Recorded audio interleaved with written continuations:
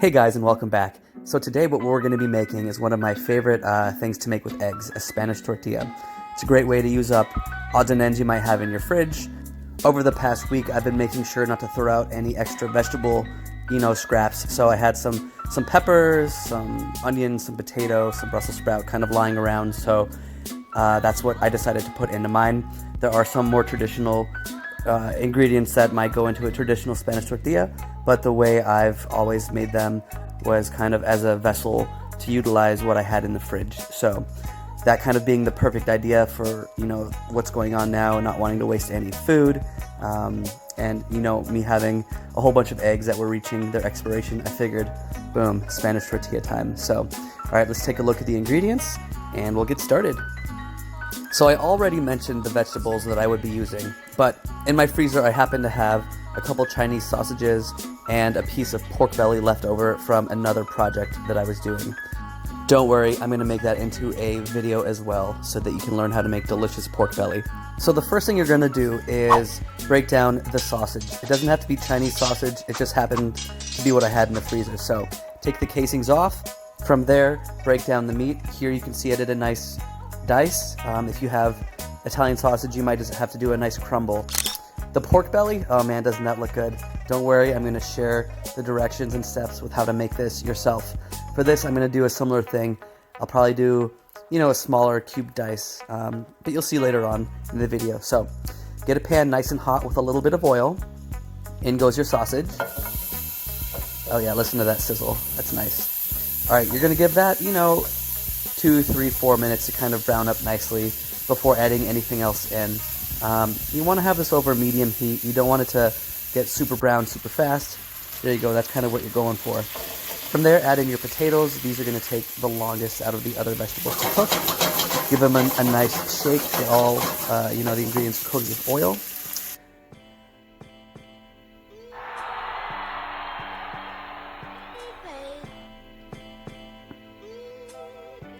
Wow, that looks good already. From here, you can see I added the pork belly. I haven't seasoned this yet. There's a lot of salt already going on. I'm going to wait until I add the vegetables to see, how much salt needs to go into this. All right, so we have left peppers, onions, and Brussels sprouts. All of these vegetables are going to take about the same amount of time to, cook down and get soft. So I'm going to add them in all at the same time. Like I said earlier, this is a good dish that you can use as long as you have eggs to, get through or use up vegetables that you have sitting in your fridge. So it doesn't have to be this mixture. If you have, more potato, you could definitely have more than just what I added. Carrots would be good, celery would be good, parsnips, anything, turnip, literally any kind of vegetable you have would be good. But the only thing I would make sure to think about is if it's a harder vegetable, you're going to want to put it in earlier in the cooking process, like the potato. And if it's a softer vegetable that doesn't take as much time to get, cooked down, add it at the time when I was adding my peppers, onions, and Brussels sprouts. From here, get your ingredients mixed through, add a little bit of seasoning at this point. The vegetables, none of them were seasoned, so you're going to want to add a little bit of salt at this point. Also, a little bit of cracked pepper as well. Get them nicely incorporated, and then on a low heat, let them soften as you get your egg mixture together. All right, let me show you what that is going to be like. All right, from here you're going to use, I used 10 eggs, about 2 ounces of cheese, salt and pepper, and a little bit of cream. What we're going to do is get our eggs all cracked up in a nice clear bowl. I always use a clear bowl just in case any shells get in there. Mix them all up, add a little bit of salt, add a little bit of pepper.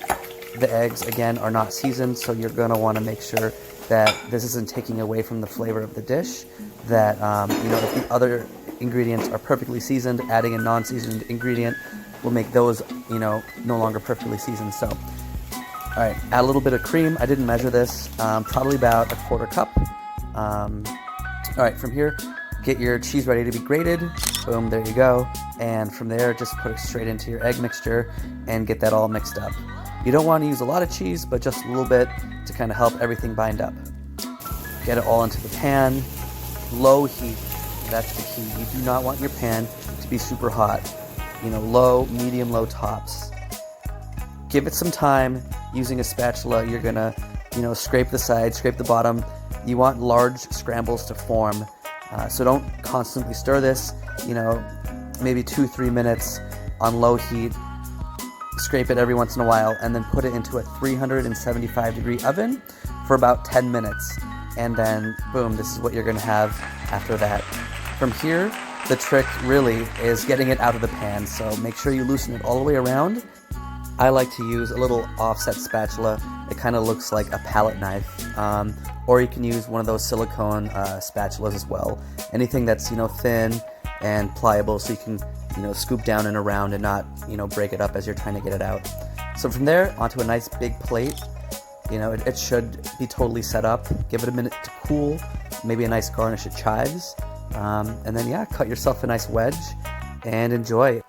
From here, you could give it a dash of your favorite hot sauce, or a little bit of extra salt and pepper if you felt like it.